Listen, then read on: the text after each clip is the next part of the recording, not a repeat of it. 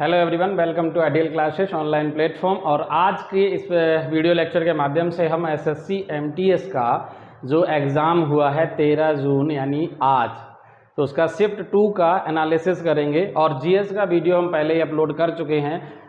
General awareness के वो सारे क्वेश्चंस जो भी स्टूडेंट एग्ज़ाम देकर आए हैं और वो ये वीडियो देख रहे हैं, जो भी मेरे भाई दोस्त हैं, वो सभी लोग उस वीडियो को ज़रूर देखें और आप देखें क्या वही क्वेश्चन थे या नहीं थे। अगर आपको लगे कि एक भी क्वेश्चन फेक है तो कमेंट बॉक्स में कमेंट जरूर करें। हमारा जो एनालिसिस है बिल्कुल सटीक एनालिसिस है, बिल्कुल भी फेक नहीं है 1% भी। 1% तो बहुत बड़ी बात है, 0.001% भी फेक नहीं है। जो सटीक क्वेश्चन मिला है वही क्वेश्चन हम आपको एग्जाम में बता रहे हैं। अभी हम एनालिसिस करेंगे रीजनिंग और मैथ्स का, ठीक है। जो रीजनिंग और मैथ जो है वो क्वालिफाइंग नेचर का है, आप सभी को पता है, और उसमें कोई नेगेटिव मार्किंग भी नहीं है। तो जैसे मैं आपको पहले से क्वेश्चन बता देता हूं कि जो सिलोजिज्म है उससे 2 प्रश्न पूछे गए। तो रीजनिंग की अगर हम बात करें, सिलोजिज्म में से 2 प्रश्न आए थे और आप जो लोग एग्जाम दे के आए होंगे वो इन्होंने देखे भी होंगे। जैसे कुछ इस टाइप से था कि सभी बिस्तर तकिए हैं और कोई तकिया जो है वो कंबल नहीं है। यहाँ से भी प्रश्न पूछा गया था। और एक प्रश्न जो था वो सभी, एक तो था कुछ और, यानी एक था बिस्तर, इस टाइप से प्रश्न था। आपने देखा होगा कि सभी बिस्तर क्या हैं, तकिए हैं। जो पेपर दे के आए होंगे उन्होंने ये क्वेश्चन जरूर देखा होगा। और कोई बिस्तर क्या है, कोई बिस्तर जो है वो कंबल नहीं है, ठीक है, कंबल नहीं है। तो इस टाइप के थे, ये थे आपके कथन और इसी पे बेस्ड था निष्कर्ष। और हमें जो मिला है जानकारी उसके आधार पे इसका जो आंसर था वो था, केवल दूसरा फॉलो कर रहा था। निष्कर्ष क्या थे वो हमें नहीं पता, वो नहीं सटीक, क्योंकि अब भी अंतिम एग्जाम देने के बाद सारा क्वेश्चन याद रहे पॉसिबल नहीं है। लेकिन ये क्वेश्चन 100% था कि जैसे ये मान लो बिस्तर हैं, तो बिस्तर जो हैं वो क्या हैं, सारे के सारे तकिए हैं, ठीक है। और इनमें से कोई भी जो है वो बिस्तर कंबल नहीं है। तो इन दोनों के बीच क्या था, नो रिलेशन। एक क्वेश्चन इस टाइप का था और एक क्वेश्चन इस पे भी बेस्ड आया था, इस टाइप का प्रश्न था। यहाँ से भी एक प्रश्न था, इस टाइप का भी था। यानी सिलोजिज्म से 2 प्रश्न बने थे, एक का डायग्राम इसका और एक ये था, ठीक है। और अगर हम बात करें सिटिंग अरेंजमेंट से जो क्वेश्चन थे, वहाँ से भी लगभग 3 प्रश्न थे। एक प्रश्न था कि जिसमें 6 व्यक्ति जो हैं वो एक रेखा में बैठे हुए हैं, 2 रेखाएं थी, कुछ उत्तर की ओर और कुछ मुख करके थे दक्षिण की ओर, इस टाइप का प्रश्न था। और एक था केंद्र की ओर मुख करके 7 व्यक्ति बैठे हुए थे। हालांकि ये प्रश्न बताए जा रहे हैं कि इजी प्रश्न थे, टफ नहीं थे, ठीक है। अब मैथ्स में इसी प्रकार कोडिंग डिकोडिंग से 2 प्रश्न थे। इसमें डायरेक्ट कोडिंग भी थी, नंबर कोडिंग भी थी। इसके अलावा एनालॉजी से प्रश्न थे। अगर एनालॉजी से प्रश्न देखे जाएंगे, ठीक है, एनालॉजी से भी प्रश्न पूछे गए हैं। 2 से 3 प्रश्न एनालॉजी से थे, ठीक है। मैथमेटिकल ऑपरेशन से थे, मैथ से अभी मैं बताऊंगा वो सारे के सारे मुझे क्वेश्चंस मिले हैं और मैं आपको प्रमाण सहित वो क्वेश्चन भी दिखा दूंगा। जो लोग एग्जाम देकर आए वो क्वेश्चन जरूर देखना क्या ये क्वेश्चन थे या नहीं थे। यहाँ से भी 2 प्रश्न थे, ठीक है। और अगर बात करें सिटिंग अरेंजमेंट, तो सिटिंग अरेंजमेंट से भी प्रश्न पूछे गए थे। एक तो वृत्त के अंदर बिठाने वाले प्रश्न थे और 2 रेखाओं में सीधे बिठाने वाले प्रश्न थे यहाँ पे, ठीक है। वृत्त वाले प्रश्न भी थे, वृत्त के अंदर केंद्र की ओर मुख करके, इस टाइप के प्रश्न भी थे। और ये इसलिए जरूरी है कि आगने वाले एग्जाम के लिए कोडिंग डिकोडिंग से भी प्रश्न थे। कोडिंग डिकोडिंग से जो प्रश्न थे वो बताए जा रहे हैं 3 से 4 प्रश्न यहाँ पर पूछे गए। कोडिंग डिकोडिंग में कई सिंपल प्रश्न थे। डायरेक्ट नंबर कोडिंग थी, वहाँ से भी प्रश्न पूछे गए हैं, ठीक है। अब जैसे मैथमेटिकल में, अगर मैथमेटिक्स में बात करें तो जैसे नंबर सिस्टम से एक प्रश्न आया था। आप लोग ज़रूर बताना क्या ये प्रश्न था या नहीं था एग्ज़ाम में, ठीक है। प्रश्न ये था कि किसी संख्या में 5/8 से गुना करने के स्थान पर 8/5 से गुना किया गया, 8/5 से गुना किया गया। जो लोग एग्जाम देकर आए उनको ये प्रश्न मिला होगा और आप तुरंत समझ भी गए होंगे। इसमें पूछा गया था कितनी परसेंटेज एरर होगी वो काउंट करना है। तो देखो, गुना करना था, 5/8 से गुना कर दिया 8/5 से। तो आप देख पा रहे होंगे, अगर मान लें कि 8x है संख्या, अगर x थी तो उसमें 8/5 से गुना किया, ये हो जाएगा। तो -5x/8 ये तो हो जाएगा जो अंतर आएगा। और बटे, चूंकि ये एक्चुअल लाना था तो 5x/8 कर दो, इतनी कितने परसेंट है, 100। इसे अगर हम कैलकुलेट करेंगे तो 8×5 आएगा, नीचे एलसीएम 8×8 64, 5×25 25 और 64 यानी 64, और इसमें से 25 माइनस करोगे तो यहाँ 9 आएगा और यहाँ 5 बचेगा 39। तो 39x अपॉन ये आ जाएगा 40 इंटू ये उल्टा जाएगा तो 8/5x आएगा, x से x कैंसिल, 8 से काटोगे 8 × 40 और इंटू करोगे 100 तो 5 25 होता है, 5 × 5 25 चौके 100, गुना करोगे 39 में 4 का तो 4 ने 36 की 4 12 156% इसका आंसर है। और यही करेक्ट ऑप्शन में भी था। और मैं इस बात का पूरा प्रमाण है कि बच्चे जो पेपर दे के आए उनसे आप पूछना, जो लोग प्रश्न देख कर आए हैं, जो पेपर दे कर आए हैं, जो भी हमारे दोस्त हैं वो अगर देख रहे हैं वीडियो तो ज़रूर बताना। इसका 156% ही आंसर था और यही क्वेश्चन था, बिल्कुल एज ए टेस्ट क्वेश्चन था। ठीक है, और आप लोग अगर उम्मीद करते हैं तो आप कमेंट बॉक्स में ज़रूर बताएंगे। अगर आपको लगता है ये प्रश्न बिल्कुल सही बता रहा हूँ तो चैनल को सब्सक्राइब ज़रूर करना। ठीक है, चलो अगला क्वेश्चन क्या था। एक क्वेश्चन ये भी था, अगर आपने देखा होगा एलसीएम और एचसीएफ से आया था 12, 24 और 36 के एलसीएम व एचसीएफ का अनुपात, इनका क्या चाहिए था, अनुपात चाहिए था। इस क्वेश्चन में देखो, अगर हम तीनों का एलसीएम लेंगे तो क्या आएगा, इन तीनों का अगर एलसीएम देखेंगे तो सीधा सीधा आप करके देख लो 72 आएगा। और अगर इनका एचसीएफ निकालोगे तो इन तीनों में कॉमन चूंकि 12 ही मिल रहा, 12 × 12 12 × 24 12 × 36 तो 12 आएगा। और ये प्रश्न हमने क्लासरूम में भी कराया हुआ है और वैसे भी कराया, बहुत अच्छा। इन दोनों का आंसर निकालोगे अनुपात तो 12 × 12 12 × 72 तो आंसर आएगा 6:1। यही इस क्वेश्चन का आंसर है। ठीक है, और ये प्रश्न भी आपके एग्जाम में पूछा गया था। ठीक है, जो लोग एग्जाम देकर आए होंगे उन्होंने ज़रूर देखा होगा। और जीएस वाला एनालिसिस ज़रूर देखना है, वहाँ सटीक एनालिसिस जीएस में भी आपको मैं दूंगा और प्रश्न भी दूंगा प्रमाण के तौर पे। ठीक है, एक क्वेश्चन था कि मतलब 2 व्यक्ति हैं या 2 दोस्त जो भी थे और उन्होंने क्या, एक काम करता है 10 डेज में। ठीक है, अब एक्चुअल नाम तो नहीं पता रख सकता हूँ लेकिन इस टाइप का प्रश्न था, बिल्कुल यही नंबर एग्जैक्ट सही हैं। एक था 12 दिन में काम करता है और उन दोनों को जो कुल मजदूरी मिलती है वो 2200 रुपये मिलती है, तो उनको जो हिस्सा मिलेगा उसमें अंतर कितना था उसका पूछा गया था। आंसर था ऑप्शन में 200, 400, 500, 600 इस टाइप से ऑप्शन भी थे। इन दोनों का अगर एलसीएम लेते हैं तो 60 आएगा, 10 संगे 60 होता है, 12 पंचे 60 होता है। तो जो वो वेजेस होगा यानी जो इनको पैसा मिलेगा मजदूरी वो 6:5 में मिलेगी। दोनों के बीच कितने रेशियो का गैप, अगर हम दोनों को जोड़ेंगे तो 6 और 5 11 रेशियो आएगा और ये रुपया टोटल है 2200। तो हम 11 से काटेंगे तो एक रेशियो की वैल्यू आएगी 11 दूनी 22 200 रुपये। चूँकि इनके बीच अंतर भी 6 और 5 के बीच एक रेशियो का है तो इसका आंसर भी 200 रुपये ही होगा। मतलब उन्हें जो मूल्य मिलेगा उनके बीच 200 का अंतर होगा। जैसे इसको कितना मिलेगा तो आप निकाल पाओगे 5 दूनी 10 1000 और इसको 6 दूनी 12 1200 रुपये। एक को मिलेगा 1200, एक को 1000, अंतर कितना हो गया 200। समझ आ रही बात। तो ये क्वेश्चन भी आपके एमटीएस एग्जाम में था। ठीक है, तो जो लोग भी इस वीडियो को देख रहे हैं अगर लग रहा है कि प्रश्न बिल्कुल सटीक हैं, यही प्रश्न आपके एग्जाम में पूछे गए थे, तो चैनल को सब्सक्राइब करें, ज़्यादा से ज़्यादा वीडियो को शेयर करें, सपोर्ट करें। हम आपको आगे भी ऐसे वीडियो प्रोवाइड करते रहेंगे और आपकी पूरी हेल्प करेंगे इस टाइप के प्रश्न को। ठीक है, चलिए अगला क्वेश्चन देखते हैं। और आप अगला क्वेश्चन भी अगर देखेंगे तो आप समझ जाएंगे कि हाँ ये प्रश्न भी आपके एग्जाम में था। ठीक है भाई, 100% दावे के साथ मैं कह रहा हूँ। वैसे तो मैं कुछ भी बोल देता यहाँ पर, लेकिन मैं आपको जो क्वेश्चन दे रहा हूँ वही प्रश्न आपके एग्ज़ाम में थे। वैसे तो मैं सारे बता सकता हूँ कि हाँ यहाँ से प्रश्न पूछे गए हैं, लेकिन एक्चुअल क्वेश्चन क्या था वो ये था। देखो जैसे एक क्वेश्चन ये है, एक समूह में कुछ व्यक्ति हैं या कुछ लड़के हैं, उन लड़कों का भार जो दिया था, लड़कों का औसत भार आप देख पा रहे होंगे, ये भी प्रश्न था।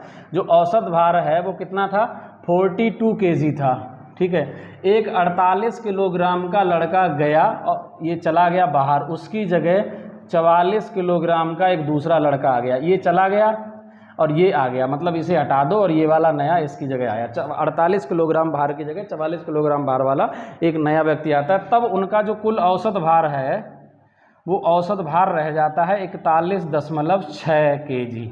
ठीक है, पूछा गया था समूह में कितने व्यक्ति हैं, ये प्रश्न था। आपने अगर पेपर किया होगा तो आपको याद आ जाएगा तुरंत, जैसे मैं करा रहा हूँ वैसे समझ गए होगे प्रश्न था ये। और जिन्होंने भी किया होगा वो अपना आंसर याद रखना है, इसका आंसर 10 आएगा। वैसे तो 41 kg पहले था, गैप हो गया, बाद में औसत रह गया 42 पहले था, 41.6 का मतलब गैप निकालोगे तो 0.4 आएगा। अगर हम यहाँ से देखेंगे तो 48 और 44 के बीच अंतर कितना है, 4 kg का अंतर है मेरे भाई। अगर 4 kg का अंतर है, ये बट गया, इतना गैप आया, तो 4 को डिवाइड करो 0.4 से, पॉइंट हटाओ 0 बढ़ाओ 4 से काटोगे यानी 10। तो वहाँ व्यक्ति जो थे वो कितने थे, 10 टोटल, या लड़के थे तो लड़के 10 थे। समूह में, ठीक है, जिसके कारण 48 जगह 44 वाला आया। यही कारण है कि वहाँ जो 4 किलो था वो डिवाइड हो गया, 0.4444 सब में कम हो गया, तो टोटल 10 व्यक्ति होंगे वहाँ पर, ठीक है भाई। ये प्रश्न आपके एग्जाम में था, ठीक है, 13 जून शिफ्ट 2 में ये प्रश्न पूछा गया था, ठीक है।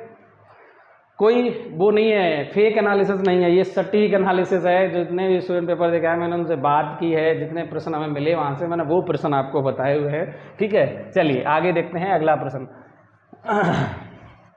चलो नेक्स्ट प्रश्न क्या है, अगला प्रश्न इस टाइप का भी था एक क्वेश्चन, अनुपात समानुपात से करो। ये वैसे भी एक्चुअल में क्वेश्चन है, एज रिलेटेड प्रॉब्लम्स एक चैप्टर होता है, आयु संबंधी प्रश्न कह सकते हैं, ठीक है। एज रिलेटेड क्वेश्चंस कह लो या प्रॉब्लम्स कह लो, वैसे चैप्टर में प्रॉब्लम एज रिलेटेड क्वेश्चंस क्या है, 2 वर्ष पूर्व, ठीक है, 2 वर्ष पूर्व जो हैं 2 व्यक्ति मान लो ए और बी, हालांकि वहाँ कुछ और था लेकिन एक्चुअल रेशियो था वो 7:5 था, ठीक है। 2 वर्ष बाद उनका जो रेशियो है वो हो गया 9:7।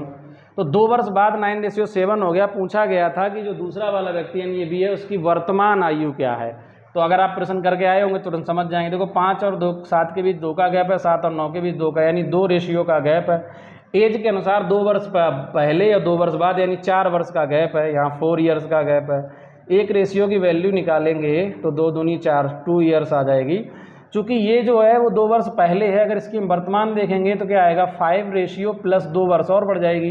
एक रेशियो की वैल्यू 2 है तो 5 दूनी कितनी हो जाएगी 10 प्लस 2 यानी 12 वर्ष। इसका राइट आंसर है 12 ईयर्स, यही सटीक आंसर है। और आप जब आंसर किया है तो ज़रूर वेरीफाई करना और आप देख लेना कि ये प्रश्न था या नहीं था, ठीक है भाई। क्योंकि मैं ऐसे झूठ बोल के तो नहीं निकल पाऊंगा, क्योंकि अगर निकल जाऊंगा तो बाद में आप एनालिसिस में चाहो तो कमेंट बॉक्स खोला है, गाली भी तो बकोगे ना फिर हमें। ये प्रश्न थे आपके एग्जाम में, ठीक है। अगला क्वेश्चन देखते हैं। इस टाइप का प्रश्न भी मिला था। तो अब आगे की हम ये इसलिए एनालिसिस कर रहे हैं कि जो आगे की शिफ्ट हैं उनमें आपको एक आइडिया लगे कि कैसे प्रश्न जो हैं पूछे जा रहे। चलो अगला एक प्रश्न था, एक शंकु का प्रश्न था। यहाँ पे 2 शंकु हैं, उन शंकुओं का आयतन का अनुपात दिया था। यहाँ है शंकु, ठीक है। 2 शंकुओं का जो आयतन का अनुपात है वो था 9/19 यानी 9:19, ठीक है। तथा उनकी ऊंचाइयों का जो अनुपात है, ऊंचाइयों का जो अनुपात है वो दिया था 1/19। पूछा है इनकी त्रिज्या, दूसरे वाले, हाँ सही है, दूसरे जो शंकु है, दूसरे शंकु का आधार का जो क्षेत्रफल है, आधार का क्षेत्रफल 154 है। तो पहले शंकु की त्रिज्या, पहले शंकु की त्रिज्या, ये प्रश्न भी आपके एग्जाम में था। ये क्वेश्चन है, आप देख पा रहे होंगे, और ये प्रश्न आया हुआ था। क्वेश्चन ध्यान से सुन लो, क्या है क्वेश्चन कि भाई 2 शंकु हैं, उनका अनुपात है 9:16, उनकी ऊंचाइयों का अनुपात है 1:19। एक शंकु जो है उसका आधार का क्षेत्रफल 154 है। मुझे एक चीज़ बताओ, अगर हम शंकुओं का आयतन देखते हैं तो पहले वाले का πr1² h1, दूसरे वाले का πr2² h2 is equals to क्या आएगा 9/19 आएगा। अगर मैं यहाँ पाई से पाई कैंसिल कर दूँ तो r1/r2 का होल स्क्वायर निकालोगे, ये h1/h2 उधर जाएगा, 9/19 उल्टा हो जाएगा h2/h1, h2/h1। उनकी अनुपात कितना दिया था 1:19, क्योंकि ये पलट दिया है तो इसकी जगह हम ये रख सकते हैं 19/1। मैं डायरेक्ट रख रहा हूँ, 19 से 19 कट गया, ये आ गया 9/1। यहाँ से r1/r2 अगर निकालते हैं, दिखाई दे रहा है, ठीक है। तो ये 9 का रूट निकालोगे 3 आएगा, 1 का 1 ही रहेगा। अब क्वेश्चन समझो, पहले वाले का जो आधार का क्षेत्रफल, आधार का क्षेत्रफल क्या, शंकु का जो आधार होता है मेरे भाई कैसा होता है, आपने देखा होगा वृत्ताकार, तो उसका क्षेत्रफल क्या होगा πr1² पहले वाले के लिए, ठीक है, πr1², यह है 154। तो अगर हम यहाँ से पाई की वैल्यू निकालते हैं, r1² बराबर क्या आएगा 154 गुना, ये पाई उधर जाएगा 22/7 उल्टा हो जाएगा 7/22, 22 से काटोगे तो 7 बार कट जाएगा। r1 बराबर आएगा 7 गुना 7 का रूट निकालेंगे तो 7 सेंटीमीटर। यानी पहले शंकु की त्रिज्या अगर 7 है तो दूसरे, देखो एक रेशियो की वैल्यू अगर 7 सेंटीमीटर है तो 3 की कितनी होगी साथियों 21 सेंटीमीटर। यही इस क्वेश्चन का राइट आंसर है, ठीक है मेरे भाई। ये था एक प्रश्न आपका शंकु से रिलेटेड और जिसका आंसर है आपके सामने, ठीक है। तो इस टाइप के प्रश्न जो है आपके एग्जाम में पूछे गए थे। नंबर सिस्टम से भी 1-2 प्रश्न और भी थे, जैसे बात जितनी हो पाई, जितने प्रश्न उन्हें याद थे वो मिल गए। ये वो सारे प्रश्न हैं जो मैंने आपको बता दिए। इसके अलावा कहाँ कहाँ से प्रश्न थे मैंने इसलिए बताया आपको, ताकि आपको ये लगे कि बिल्कुल ही सटीक है, ये बिल्कुल फेक नहीं है 1% भी, क्योंकि प्रमाण की ज़रूरत पड़ती है ना। हवा बातों में हम जैसे कहना बक्तम लिखतम के आगे बक्तम नहीं चलता है, तो ये है आपका लिखतम जो प्रमाण है सामने है। ठीक है, अब मैं आपको बताता हूँ कि आगे के लिए कैसे प्रिपरेशन करनी है। मैथ्स और रीजनिंग में अगर आपको करना है तो जिन चैप्टर्स को अगर आपको पढ़ना चाहते हो, आपको आराम से निकालना है कट ऑफ, तो जो चैप्टर हैं वो पढ़ के जाना। एक प्रॉफिट एंड लॉस से भी क्वेश्चन था, सिंपल सा ही था। उसमें क्या दिया था, इस टाइप का प्रश्न था कि मान लो एक फिक्स रेट है 1648 या कुछ भी रेट है, ये एक्चुअल याद नहीं तो मैं बता दे रहा हूँ। इस टाइप से था कि इतने में बेचने पर 20% हानि होती है, तो अगर कुछ रेट अगला बढ़ा कर दिया, इतने में बेचने पर कितने का लाभ होगा। तो प्रॉफिट एंड लॉस से भी प्रश्न थे, ये भी पढ़ लेना। दूसरा एक परसेंटेज टॉपिक है, ये भी इम्पोर्टेंट है, इसको पढ़ के जाना। नंबर सिस्टम जो है इस चैप्टर को भी अगर आप पढ़ लेना, बेसिक क्वेश्चंस आ रहे हैं इनसे। दूसरा डीआई से भी सिंपल प्रश्न आ रहे हैं टेबल पाई चार्ट के फॉर्म में, और एक ही प्रश्न पूछा जा रहा है, एक टेबल से 2 प्रश्न आए थे, तो इस टाइप से ही पूछे गए। अगर मैं बात करूँ ट्रिग्नोमेट्री से, तो बिल्कुल पढ़ने की जरूरत नहीं, ट्रिग्नोमेट्री से कोई प्रश्न नहीं आया है अभी तक, तो पूछा नहीं गया। ट्रिग्नोमेट्री से कोई प्रश्न नहीं था, ना ही एल्जेब्रा से कोई प्रश्न था। आज की शिफ्ट में कोई भी प्रश्न नहीं था। ठीक है, अगर हम बात करें 2D से या 3D से, 3D से तो प्रश्न थे ही, मतलब अगर पूछे मेंसुरेशन से प्रश्न आए थे, मेंसुरेशन से प्रश्न पूछे गए थे, तो विशेषकर इसमें शंकु से प्रश्न पूछे जा रहे हैं और बेलन से प्रश्न पूछे जा रहे हैं, तो शंकु और बेलन को पढ़ लेना जरूरी है। ठीक है, इसके अलावा और मैथमेटिक्स में अगर आपको फोकस करना है तो सिंप्लीफिकेशन पे थोड़ा सा वर्क कर लेना। ठीक है, सिंप्लीफिकेशन से क्वेश्चन आए थे। अगर रीजनिंग में मैं आपको कहूँ तो आपके लिए जो हेल्पफुल है, मैं आपको फिर एक एडवाइस दूंगा कि रीजनिंग के लिए आप लोग एक बेहतर चीज़ ये है कि रीजनिंग में जैसे एनालॉजी से जो प्रश्न आ रहे हैं या नंबर सीरीज से, क्योंकि एनालॉजी से ऐसी एनालॉजी नहीं, एनालॉजी नंबर वाली भी आ रही है और लेटर वाली भी आ रही है। एनालॉजी जिसको सादृश्यता कहते हैं, इसमें 2 टाइप की है, एक तो लेटर यानी अल्फ़ाबेट से रिलेटेड, और दूसरी एनालॉजी है जो है नंबर रिलेटेड। ये दोनों ही आ रही हैं संख्याओं से।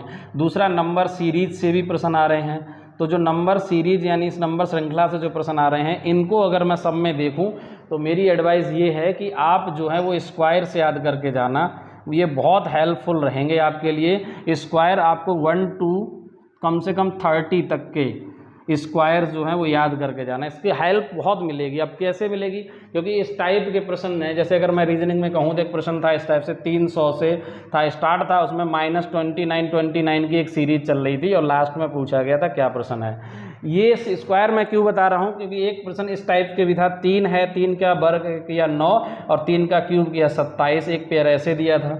ऐसे एक दिया 7 का वर्ग 49 और उसका क्यूब दे दिया 343। तो ऐसे ही नीचे फिर बताया था, इसी के आधार पर नीचे 4 ऑप्शन दिए गए थे, उनमें से चुनना था। तो इसलिए आपको स्क्वायर और क्यूब दोनों ही ज़रूरी हैं, ये मेरी एडवाइस है। तो आपका प्रश्न बहुत आसानी से हो जाएगा, वरना फिर आप वहाँ चेक करते फिरेंगे। और एक एनालॉजी से प्रश्न इस टाइप का भी था, जैसे मान लो यहाँ 7 लिखा है और 7 का क्यूब लिख दिया, फिर आगे कोमा लगा दिया, एनालॉजी का प्रश्न बता रहा हूँ, फिर वहाँ पे 729 लिख दिया और 9 लिख दिया, इस टाइप से, सॉरी 9 नहीं, हाँ सिर्फ 9। उसके बाद आगे एक प्रश्न था, मान लो यहाँ पे लिख दिया 11 और यहाँ मान लो क्वेश्चन मार्क। ये एक्चुअल वैल्यू नहीं है, मैं पहले ही बोल दे रहा हूँ, ये एक्चुअल वैल्यू नहीं है। एक्चुअल वैल्यू जो थी वो मैंने बता दी, लेकिन प्रश्न इस टाइप का था, जो एग्जाम दे के आए होंगे वो उन्होंने देखा होगा, तो इस टाइप के प्रश्न थे। तो स्क्वायर और क्यूब जरूर याद करके जाएं आगे की शिफ्ट के लिए।